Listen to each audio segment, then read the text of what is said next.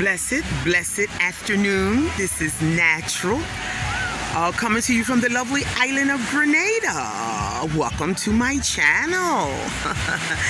Yes, so let's get straight to this one because I'm actually on the lovely Granite's Beach in Grenada, and I'm at a lovely restaurant called 61 West, which is right next to Coconut Beach. And there's quite a bit of not distraction because I'm so relaxed. My feet are propped up, my lime water's next to me, my lobster tacos just went down my belly. So I said, let me make some time for my people. So I think where we left off was, Natural, what was the exact steps you took after you stepped off the plane for the first time in Grenada, a place you had never been, knew nobody? We want to know exactly what you did from that point when the plane landed. That's what they said to me. I said, oh, really? Because, okay, oh, really? So this is just how it went. I guess it's storytelling time. This is just how it went. So the plane landed and I got in on a late flight. Greetings, King. A late flight. It was about 10 at night. 10 at night in the islands mean everything's closed down, or getting ready to close down, unless you had a nice local party or something. But we all know, oh, no, it wasn't COVID time when I came. It was 2016, the first time, and it landed. So I pulled up. Oh no, when the guy picked me up, the taxi, they have taxis right there at the airport no matter what time it is. So I said, take me to my guest house. What happened? I booked a guest house before I left America for 4 days. Booked a guest house for 4 days. And so within those 4 days, I also had looked through the Grenada sites on Facebook. They got Grenada sites. Any country you want to know, go to. They have a site where people gather, people rent apartments, efficiencies, studios, whatever the country has to offer, cheap apartments. You put your price range in there, people communicate with you, landlords, everybody, entire country be on the sites. And so I had went on Grenada's site, and I had found 2 little 1-bedroom apartments. They looked okay. I had WhatsApp. They had WhatsApp numbers. I had called the landlords, and we talked. So I knew I was here. I'm in a guest house for 4 days. I got 2 apartments lined up, one for the second day, one for the third day, and I know I got to take one of them because I'm not staying in the guest house past 4 days. It was like one of the most inexpensive ones on the island. I wouldn't really recommend it. It was right in the back of my sister today's restaurant.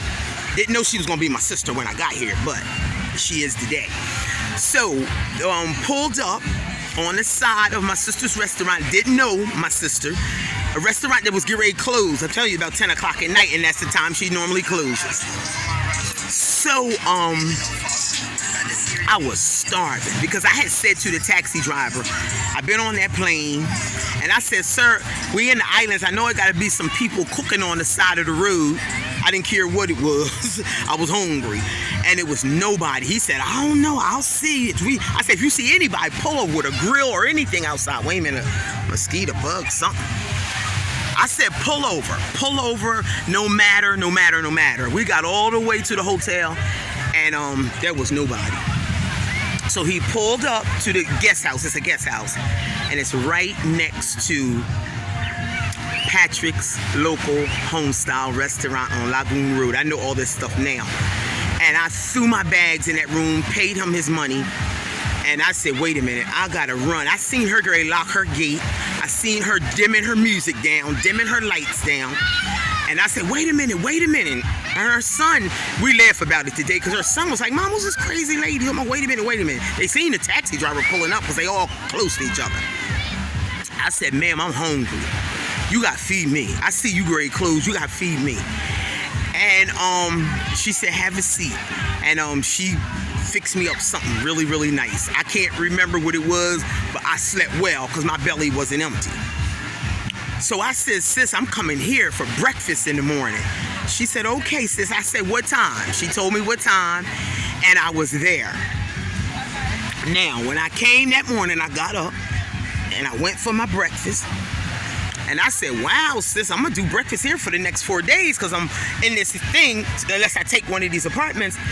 I said, so on what time do you normally do breakfast? She said, sis, I don't do breakfast. I said, what you mean you don't do breakfast? You're serving me now. She said, I'm serving you because you asked for it. She said, I only serve dinner. And I'm like, sis, you went out your way like that for me? Like, she don't even know me. Today, she's my sister on this island. I'm telling you, people be saying family is the blood that runs through your veins. I beg to differ. It's love. Who you love, who loves you, who's loyal, who you loyal to, who's trusting you, who you trusting. That's my sister. She my sister. So today, so that's what I did. At breakfast there the next morning, she had me slices of soursop, pineapple. She had baked me some bakes and some sourfish and all this stuff. She don't even do breakfast. She usually relaxes, get prepared for the day, and serve dinner.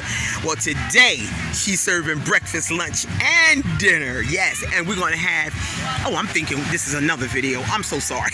I'm getting ahead of myself because I'm doing a Goddess Getaway Grenada retreat. I'm bringing over 35 women from America. And I thought this video, hello, how y'all doing? I'm making a video, don't pay me no mind. And so anyway, so wait a minute, what was I saying? Okay, so today she does all of that. So I had a lovely breakfast, and today Karen Hall, the owner, the CEO and owner of one of the best Creole style restaurants on this island, Grenada, do yourself a service, a favor. Come and eat some food there and listen to some good music and enjoy some beautiful people. Family-owned, run business. Beautiful. Well, that's my sister. And so then I did that. So that same day, because I'm up that morning having my beautiful breakfast from her, and I had already mapped out where these places was I needed to go, like Ministry of Education, because I thought I was going to teach. Remember, I was just coming back from South Africa, so I thought I was going to teach. So I walked up to the Ministry of Education, which was right on Lagoon Road. I already researched my first or second or third video, one of them. But anyway, remember I talked about research before you move to these islands. So I already knew where I was going. Everything was written down. I had to ask one person. I said, Karen, my sister, what's the Ministry of Education? She said, walk straight up the road. And I walked till I ran right into it. I seen one other guy make sure I was on the right path, because I'm not living in fear, you know. I did it because some other people be like, wow, you walked up there? Yes, I did. And I got an interview with the ministry. That went okay, but I didn't become a teacher. They had some teachers who had resigned. They wanted to give retired. They wanted to give some local sisters a chance at teaching. And I understood that. It's a small item. So I walked away saying, oh my God, what I'm gonna do? So then after that, I didn't stop. I realized I wasn't going to be a teacher. The interview went well. I jumped on the bus, found out that the #1 bus takes you straight to the market. Because I know a dream of mine, I've always wanted to be a part of a African marketplace, because this is 90% African. You know, I've done a lot of traveling throughout my life and my clean time, but when people, most of the people, the majority of the people, they'll say, take me to the mall. I'm not a mall person, but take me to the African marketplace where everything is handcrafted. The leather, people's skills is going through the roof, and you getting something created just for you. Leather sandals, built, boom, boom, boom, boom. Stuff you can't get at the mall. Take me there. I'm a naturalist. So I said, I'm going to the market. I didn't know what was going to happen. So I got off the bus. I asked the driver which way to the market. He said, just walk up there and make a left. And wait a minute, walk up there and make a right. And I did. Got off at the bus terminal. And I knew to catch the one to get back where I was. I remember what it looked like. I wasn't going to get lost. I was on the main road, and I wasn't that far away. So I went down to the market, and I walked around the market, seen the people. I said, I could do this and better. What? You know how they say women could do 2 times better what men could do? Well, honey, that's how I felt. I was up on myself. My self-esteem was not, I was in it. At first, I was like, I ain't gonna be able to do what these island people do, because you know, island people are real crafty. They over here working with coconut, calabash. I was like, I'm scared. But I said, So I went down to the market, and I set this one guy that if you ever come to Grenada, you're going to meet him. His name is John. He's the first booth when you walk in the market. He had a little stool in front of his booth, so I sat there. And I said, hey, John. No, I said, hey. I'm talking about some hey, John. I said, hey, how you doing? Good morning, good afternoon, whatever time the day was.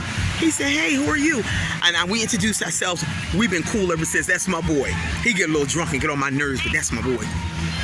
So, I said, so how do you get a booth down here? So I got a little business I've been dabbling with for a couple years, blah, blah, blah. He said, go right over there and talk to Miss Gibbs. So I went over there and asked for Miss Gibbs. And they said, she right there. I said, hi, Miss Gibbs. How are you? My name is Natural. I said, I have a business, a handcraft business. Can I please show you some of my work? I pulled out my phone. I said, this is what I do, and this is only half the story. Would you happen to have a space for me? Guess what she said? Remember, first time on the island, don't know nobody, found my way to the market, speaking this white man's language, English. Go in there, no locals been waiting for booths. Guess what she said? She said, follow me. And what if I would have lived in fear? She said, follow me. Follow me.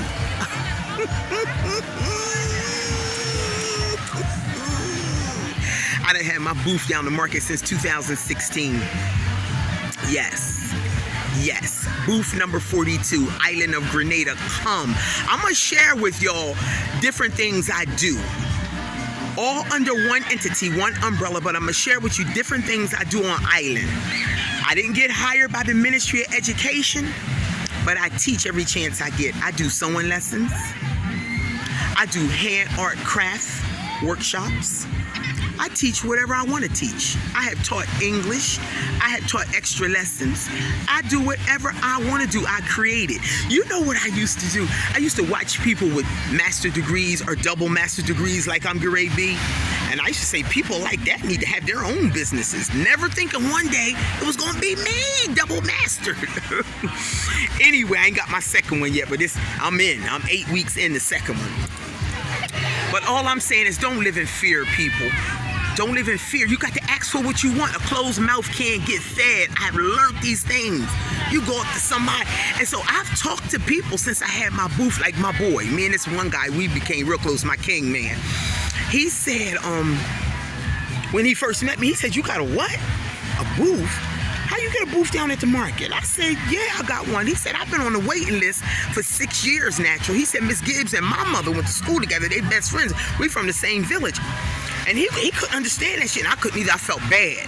You meet a local, y'all become really close, and they telling you they've been on the wait list. How you get it? Must be because you came in. And American, they think Americans get special treatment anyway.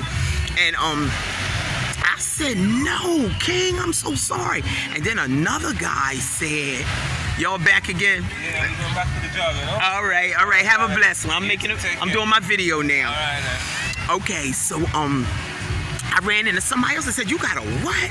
You got a booth? Got you? Yes, Nice. yes. I said, yeah, I got a booth. It was like, damn, I've been on the waiting list for 9 months and all this stuff. So I felt bad, so I stopped telling people. But now what COVID has done is put a big spin on how we work, and everybody knows that. So I use it as a craft station, but I ain't giving it up. They're going to have to run me up out of there because it's just a wonderful thing to have. I'm able to train young people up that are coming out of school, train them on entrepreneurship and how to run a successful business and how to obtain a few new skills if I choose to. You know, so that's just the gist of not living in fear, asking for what you want. I'm sorry, I'm getting my shoes. Asking for what you want.